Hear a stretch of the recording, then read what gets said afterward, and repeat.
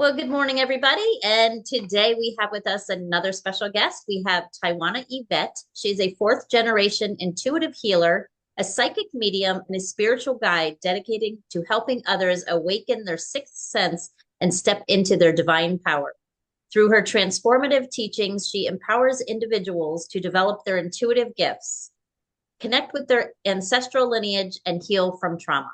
As the founder of Black Butterfly Goddess, she provides profound spiritual guidance, energy protection techniques, and soul aligned practices to support deep personal and psychic evolution.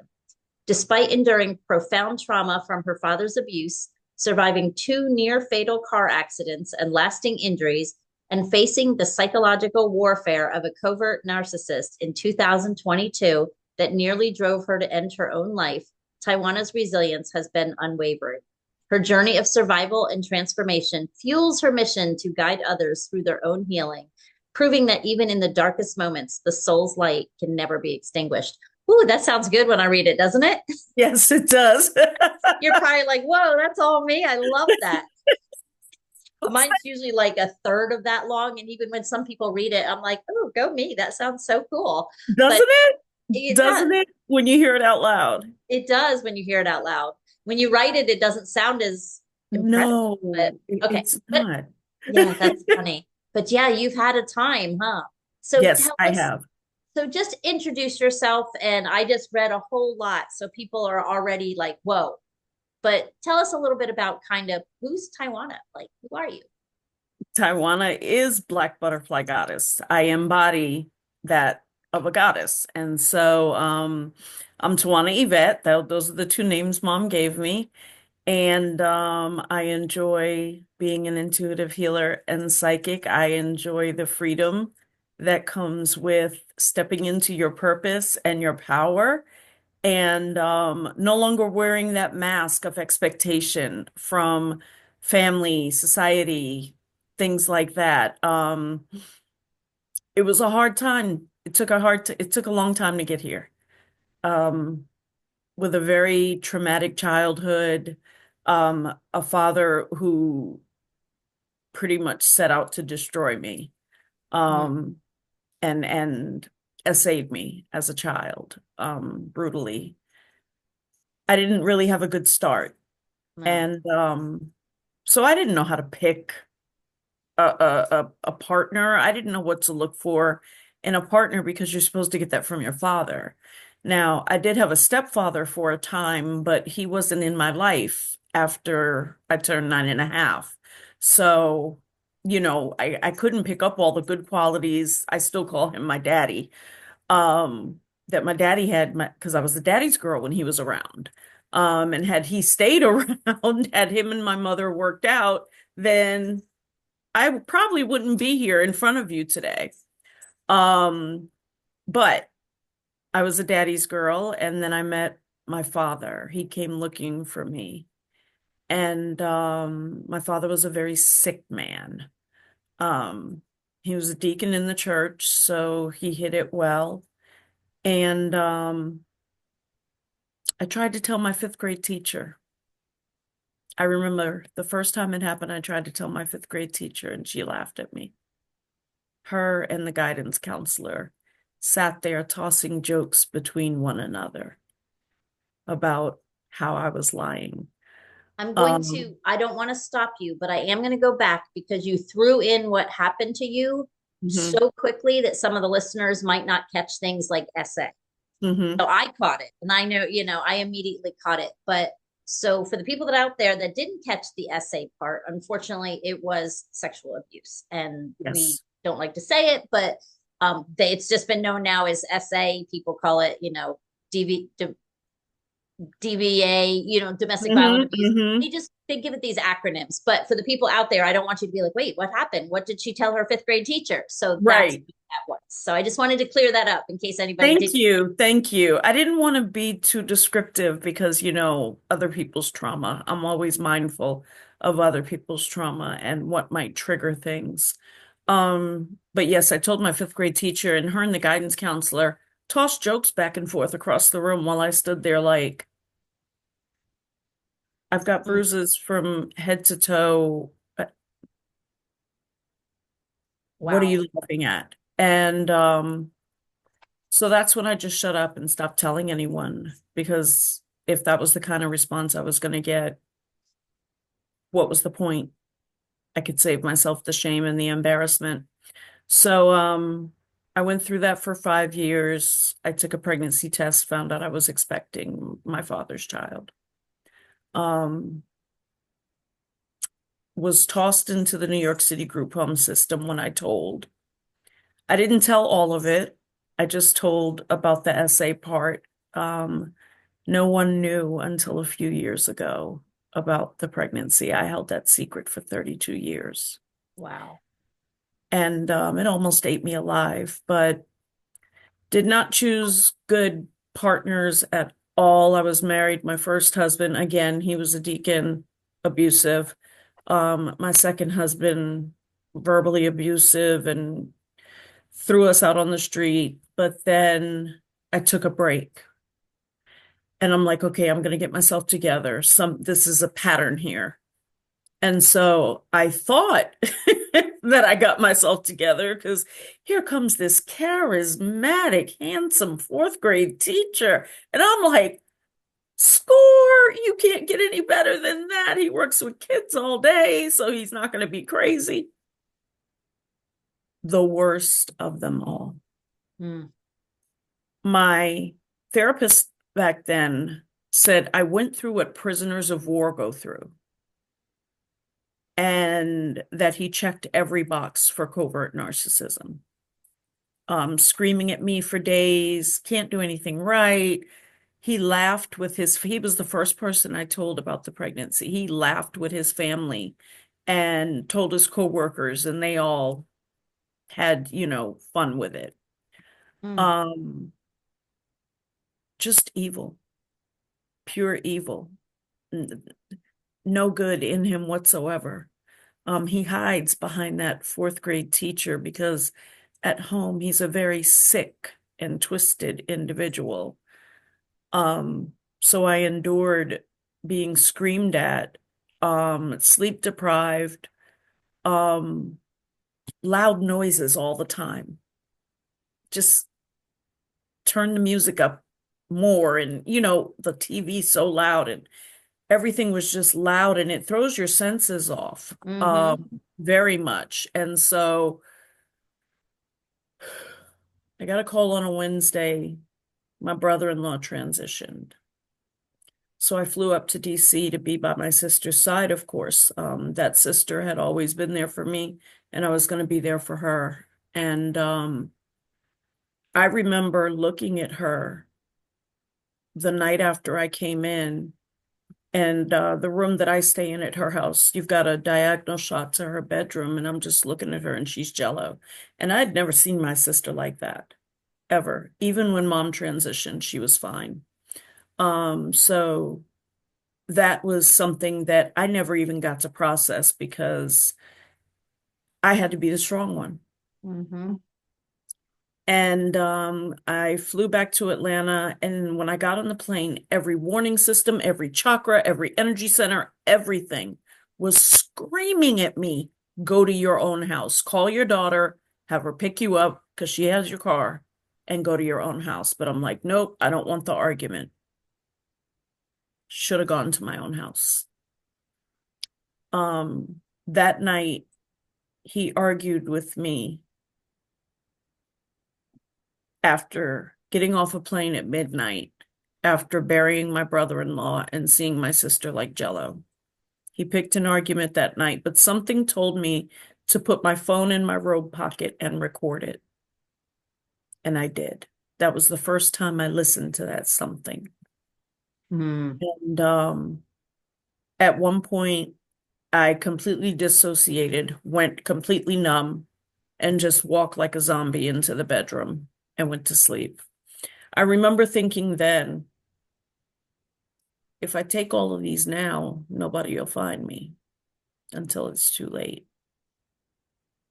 And then I said, no, you can do this. And I went to sleep. Woke up the next morning, made myself a cup of coffee, came in the bedroom. He came right behind me, the same argument. And immediately my body goes numb And I walk over to the dresser and take it, followed with coffee. Went in the kitchen, drank vinegar behind it. I was ready to go. Um, Put my favorite sweatshirt on that had butterflies that my adult children had purchased for me and walked out of the house. And in hindsight, when you think about little details in hindsight, he goes, "Great, now I have to go get syrup of Ipecac." In hindsight, that means you've been here before. You've been in this space before. Someone else has tried to do this. Yep. For him. Because exactly, exactly. Mm-hmm. And so, when I looked back, a year later at that statement, I was like, wait a minute. Someone has been here before with him. And so I left the house, started getting sleepy about four houses down, and the houses are this far apart. Um and went and laid in the woods at the front of the community and wrote "I'm sorry" in my phone and fell asleep. And woke up in the hospital. I had quite an experience while I was asleep. I saw my mother, I saw my daddy, and my mom said I had to come back. She said I had a purpose. She said people were waiting for me. And so I went through my healing journey, 3 years now, and moved to DC, got my own apartment, and that's when I really started discovering who I am. Because from the moment I moved in, I turned on the TV. I didn't even know what I liked to watch. Yeah. I had been people pleasing my entire life, down to television. Mm-hmm.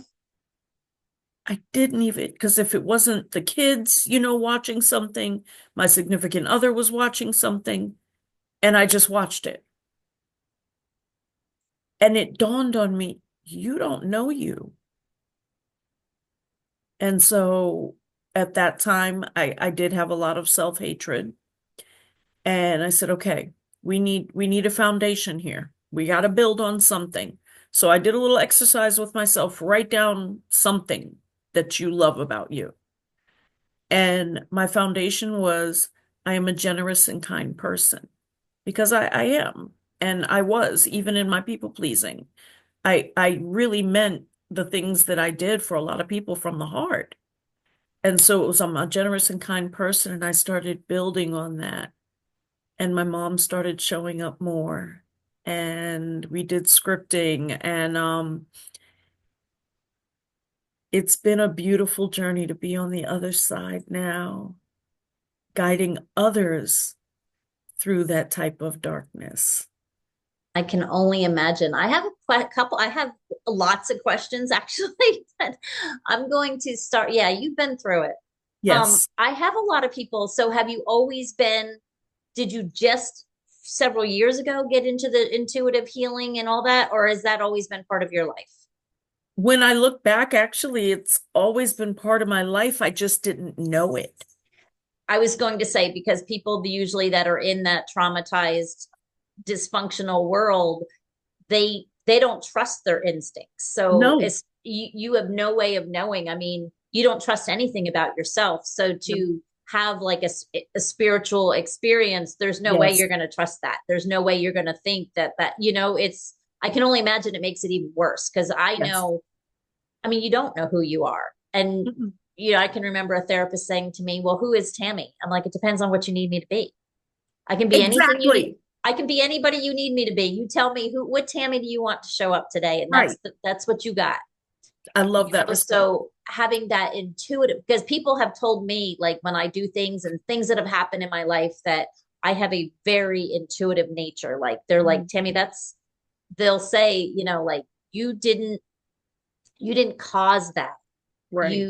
You saw that, Right. and that's why things that just experiences that I've had, and they're like, because Mhm. you are very in touch with that sixth intuitive sense. And Mhm. I don't do the spiritual healing, I don't do any of that, but I am a true believer in the fact that everything that you need is inside of you. And the Yes. very first step in healing and being aware even is when you feel something, listen, Yes. because they call it your sixth sense or your gut feeling for a reason, you Yes. know? So talk more about that, like how you really got to doing what you're doing, the intuitive and the psychic and all that. Like that's fascinating to me because it's So, amazing to me that someone from such trauma can get to that point. um, but we always knew we've known I was psychic since I was 2. My mother was a psychic as well. Okay. Nobody in the family knew she was psychic except me. And it's because I wanted to know. I wanted to know what is this about? How do I, tune into this? And I had the experience, she I had the psychic experience. I was 2.5 when my pop-up transitioned. And she says she told me the story about when she was in the kitchen cooking and she had me with my toys and she, looking out every couple of minutes or whatever. But back then, kitchens had doors in New York City. And so she remembers hearing me squealing and laughing. And she, looked out the door to see what's going on. And I'm going, Pop, Pop, you can't catch me. And the phone rings. And it's my Nana telling her Pop, Pop has transitioned. Mm. Yep. So my mother knew then that I had the same gifts she did. And so she started cultivating them in different ways. However, when my father came looking for me, she told me I had to shut it down. Don't let anybody know about this. Oh, but it's such a gift. It is. It is. And so it would peek out every once in a while. My first husband would always joke, "You're psychic." And I'd be like, "Whatever." But he always used to joke, "You're psychic," because even when he cheated, before we had phones with trackers on them and all of that, when we were still pushing the number 7 4 times for a letter, um, I called him and I told him exactly where he was and that he was cheating. And I would have no way of knowing other than it dropped in as a download. So, I've been using my gifts my whole life, didn't know it, and 2 years ago I started practicing, I would sit outside all night and that's when the downloads would come. Um, Hmm. I started practicing with Oracle decks, realized that people loved my energy when I would read them. I did a few readings just as a test for people. Hmm. And I was spot on. I wound up channeling my ex-best friend's grandparents. And I was sitting on the phone one moment and then I would feel this weird sensation and I have a whole different accent, whole different facial expressions, completely different. And then I remember that first one, when she released my body, I was so tired. And so when I talked to my coach, she was like, "That's channeling." And I had no idea I could do that. And so each Claire presented itself um, kind of the way my mom would have it, so that I would learn how to use it and grow with it and embrace it. And she's been here with me. I have 18 ancestors in my room right now. They're all out here every day, every night, protecting me, guiding me, whispering, walking over to my desk and asking me if something makes sense. And um, yeah, it's really woo-woo in here. And but I enjoy it. I enjoy it. I enjoy knowing that when I was on the floor crying 3 years ago, 2.5 years ago, over the things that I had lost or I thought I lost, my ancestors were here comforting me. One more step, baby. You just got to take one more step. Come on, get up, get up. One more step. They were Yep. here to guide me and they were here to teach me. And so because of that, because there were no humans around. I couldn't call anybody. Everybody had walked out of my life, including my children, rightfully so. Um, they were here. That's very comforting. Very. If anybody is listening and you've never experienced a channeling, if you go back to my episodes, you can go back to, I believe it's episode 13, and it's Dr. Tom Nagalo, I think his name is, and he does I want to say Kamari or Katari channeling. Mm-hmm. And you can, like you explained, the voice is different, and you see the Yes. face, you see the wash come over him, and he does Yes. one live on episode, I believe it's episode 13. So if you want to Wow. experience or watch one, it's very powerful to Oh, see. wow. Yeah, it's really really interesting. And some people, even going to a psychic, like some people say, oh well, I went to a psychic, and it was very vague, and it was very, and I could have used it to apply to different things, but like this channeling, I feel it's just ancient wisdom coming out, like you just hear it, and you hear it in his voice, and it was so powerful. Because I mean, I went to a psychic, and I remember my mother was an alcoholic, and um, my father was an alcoholic as well, but I had never met this woman. I was in North Carolina, I lived in New Jersey and everything else. And I went down there, and she literally, my mother had just died like a year ago. And she literally told me, tell your father to stop, or he's going to die of the same thing your mother died of. And I Hmm. was like, how did you know that? Like That's it a was, real psychic, though. that's a We will real do psychic. that. So there are, it's like everything else. I mean, it's a thing, and I know people are skeptical, but you have to experience it for yourself, and Yes.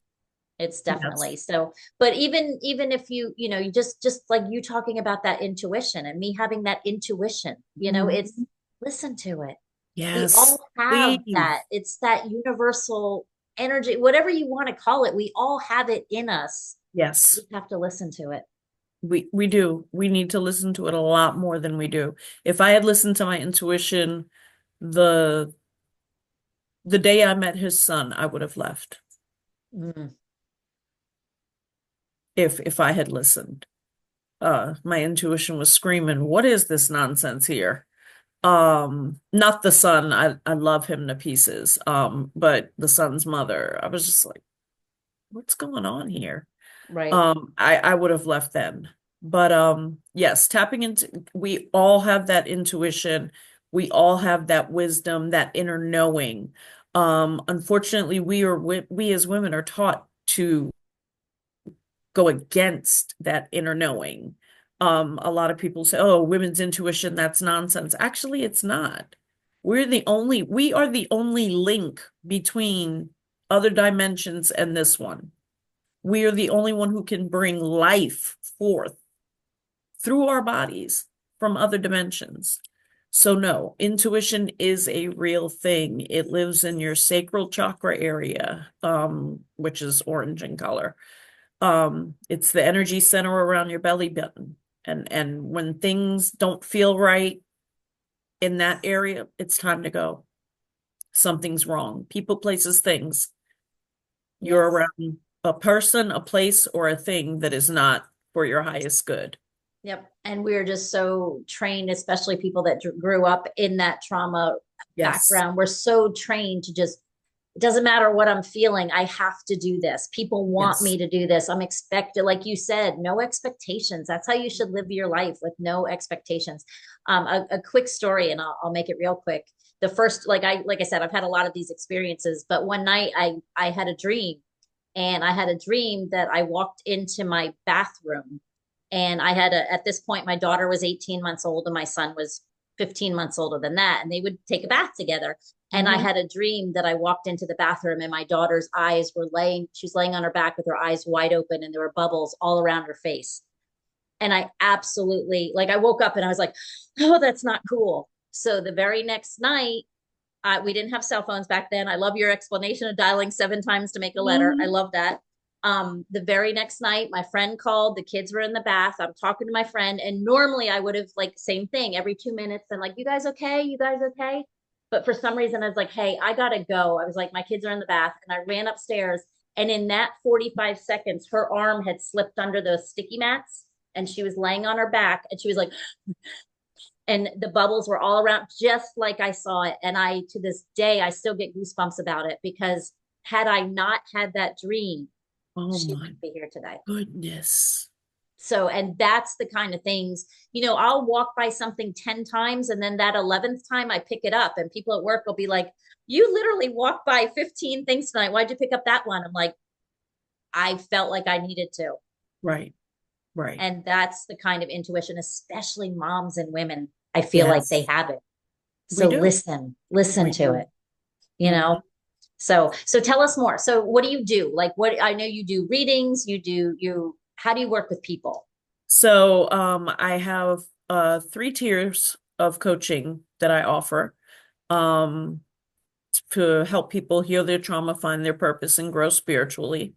And because I'm a bridge between the material and the spiritual, even when they're talking to me, I'm getting downloads of what they're not saying.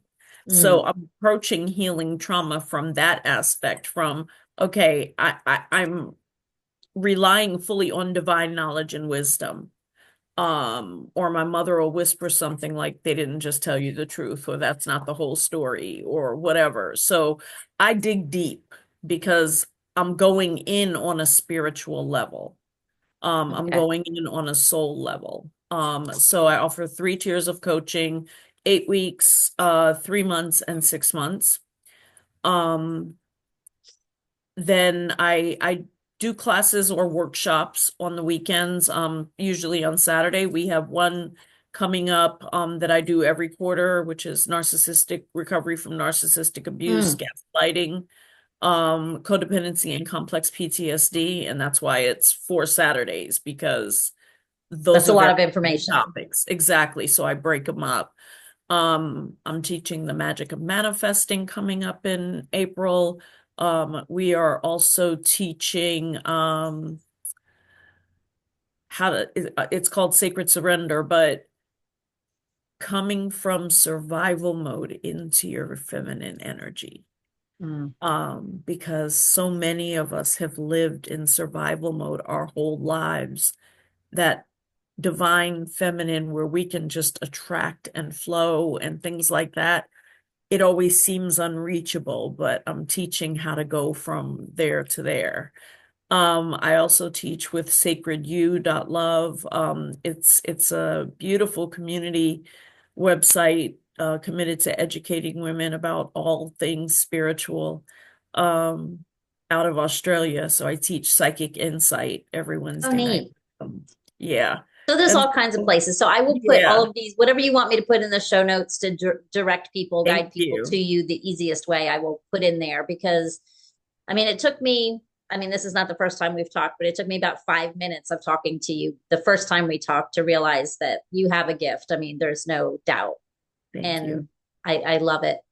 And you've survived. You've survived so much, and it's just the resilience is amazing, and it probably helped that you had your ancestors there guiding you and Yeah. helping you. Yeah, there's so many things like you said, because and when you work with people, and especially the people out there, so this is going back to the kind of intuitive thing. What are some things people can do? Like, I know I just have the basic answer, like if you feel it, on it. If you feel Hmm. it, do it. If it doesn't feel right, it's not. Like, that's the Hmm. layman's terms. Hmm. But for the people out there listening, let's say that people have always told them you have this, spiritual thing in you or this intuitive thing. Is there something they can do to either, I don't want to say test it, that's kind of but to really feel it or to experience it or know if they really do, if they're curious? Um, if you're curious, start journaling and do it with your eyes closed. And Mm, I know people are like, what do you mean? If sit and center and ground, get grounded, and you can do a 5 minute meditation for that.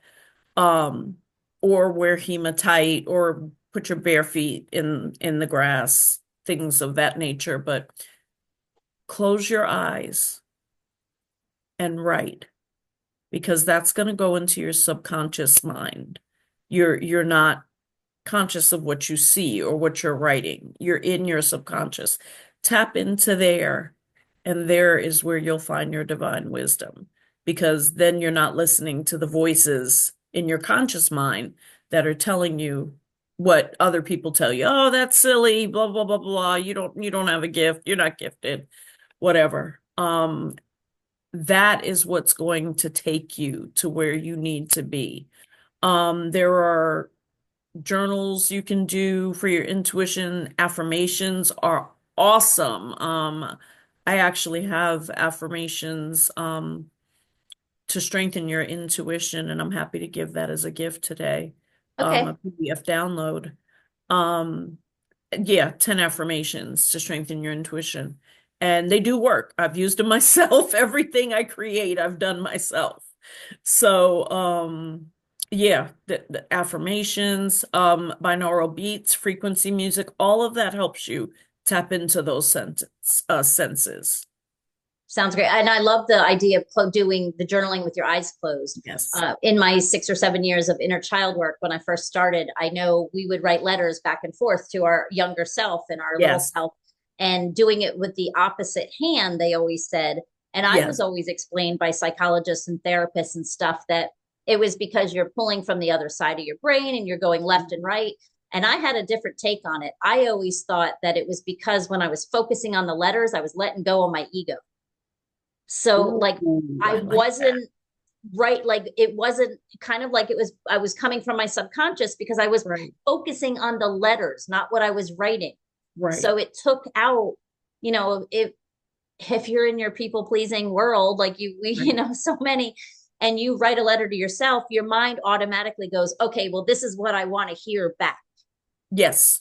And so you start writing what you want to hear back. Whereas if I was concentrating on the letters, I wasn't thinking about that. So that was my explanation, was that I took my ego out of it and I wrote what I was actually thinking, not I what I love that. thought I was supposed to be thinking. I love it. I love it. I love it. So That's a it's kind of, beautiful way yeah. of So looking at it. wow, I'll have to try that now. I've never journaled with my eyes closed. I'm sure it's going to be a hot mess, just like when I started writing with my non-dominant hand. But that's okay, you know.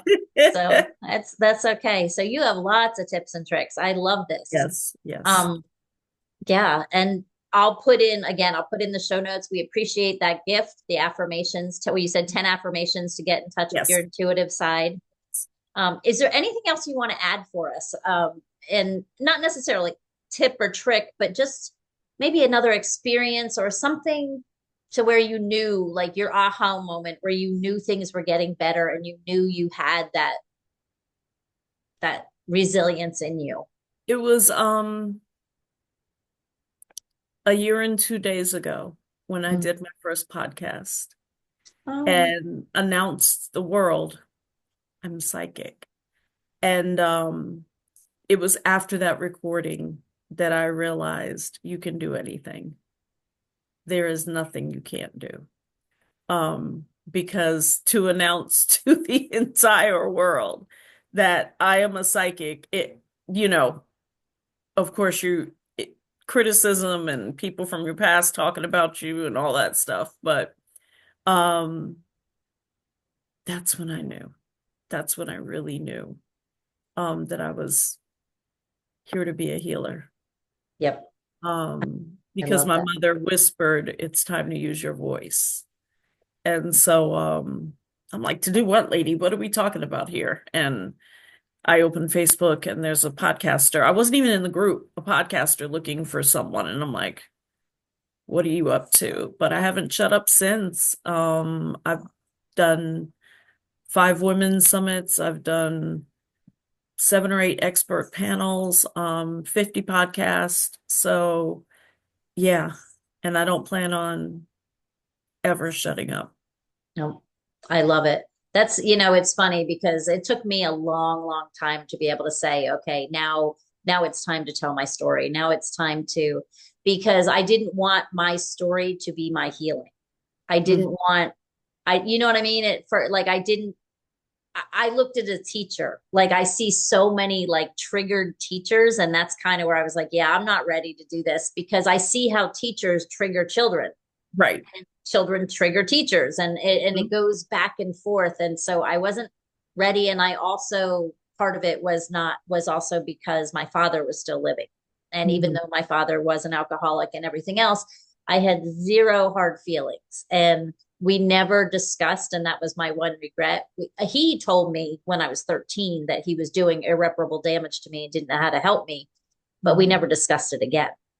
So while he was still alive, I was not going to in any way, I don't want to say, I just wasn't going to. I wasn't going to talk. My mother, I had no problem because my mother was an abusive, and my father just was a very, very, very hurt man in pain. He was a tortured soul, and he he never meant to, maliciously did anything wrong. So Right, that was right. just so. But then I was actually at a book writing conference, a Christian book writing conference, and it was like a listening prayer where you all kneel down and we listen to quiet music and we just ask a question, and then we wait for the answer. And it was like 120 of us. And the Mhm. gentleman, the pastor leading the prayer, got up after and turned around. He looked around and he pointed right at me and one other girl. And he started with me, or I don't remember if he started with her or me, but he looked and he said, I don't know what you got planned, but now's the time. And this was about 3 years ago. So same thing, like I had all these certifications, I had all these stuff going on, but I just wasn't ready to step in. And then he was like, when he did that, someone turned around, looked at me and said, well, you've been prophesized. Now it's time, girl. Like you don't have a choice now. Like that's how it works. So yeah, when it's time, it's time. Mhm. So So yeah, I know it's time to stand up now, and they're getting ready to take me to another level. So I'm excited about that. super, super excited for you. Well, thank you so much for coming on. Thank you for having me, Tammy, especially after last week's catastrophe. I Oh know. my goodness. That was I the look good, don't I? craziest thing. It's the craziest thing. And it's funny because, especially even after talking to you, so many people that I've talked to that are in the spiritual and the healing, just the energy healing and all that stuff, they all said the same thing to me. Tammy, if you survive a stroke, it is nothing more than your electrical and your vibrational Mhm. and your energy Mhm. field was completely overwhelmed, which means you are Yes. ready for something big. Yes. And that's what they all told me. I was like, well, I survived a stroke because I'm standing here. I think I was Right. texting you back and forth from the ICU. You were. And I'm like, no, don't worry about me. No, I go was to like, oh my bed. gosh. I was like, oh my gosh, my Yes. schedule. It I was was running to my altar to put a white candle up. I'm like, no, don't text me. Rest, just no, rest. it was crazy, but that's everybody that I've talked to. It put me in touch with my husband's best friend's sister, Mhm. who has always been such a free spirit. And I mean, I just absolutely love her. And she does sparkle hair and she talks, and she's very intuitive and had a goddess wedding, beautiful, no shoes, like grounded. And I always remember thinking that's the free spirit. Like that's what I want to be. And Yes. she reached out to me in the hospital. We were actually on the same summit and didn't even know it, a summit with Jack Canfield. So we're in like the same group of people and never even knew it. And then I saw her name, she saw my name, and we were like, that can't be the same one. And so Right, right. she reached out to me in the hospital. I hadn't seen her in 20 years. It Oh my was, it goodness. was crazy. And that's the first thing she said. Don't worry. I'm feeling that this stroke was just nothing more than an electrical overload, and it's energetically, you're going to be fine. You're just ready for big things. So, Mhm. Mhm. and she's not the first person or the last to have told me that since my stroke. So I feel good. I'm glad you look great. Thanks. You do not look like someone who texted me a few weeks ago and said, I had a stroke. I'm in the ER. Yeah, it was the 20th I had it. So that was only what is Three today? The weeks. 6th or 7th? Yeah. 10, 11, Three 17, 18 days. Yeah. weeks. And I lost the whole left side too. So if you're out there listening and you don't know the strokes of a sign or the signs of a stroke, where your face and numb and the voice garbling and my blood pressure shot up to 220 over 118. So that was a good sign too. But um, what they say about timing is everything, that is no joke. So you're better off calling if you think it could be, or you think somebody could be in trouble, call, because that saved me. I would have been paralyzed on my left side. Oh my God. So yeah, so very important.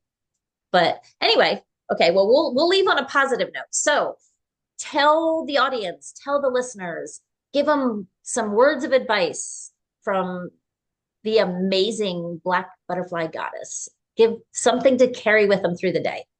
Give yourself the gift of healing. Don't keep carrying the family secrets. Don't keep hurting for anyone else's sake.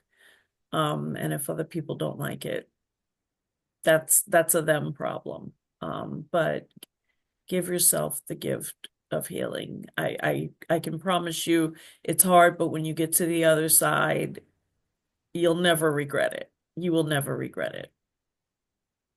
Very, very well said. Well, thank you so much again, Tywanah, for coming on. I so appreciate it.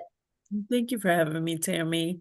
And if you're out there listening, go check out her stuff. She's got the free affirmations that you can grab in the show notes. Check out all of her stuff. She's such a light. I mean, a light in darkness. If there's any darkness in your world, just go follow her and listen to what she has to say, because she is definitely light in the darkness for sure.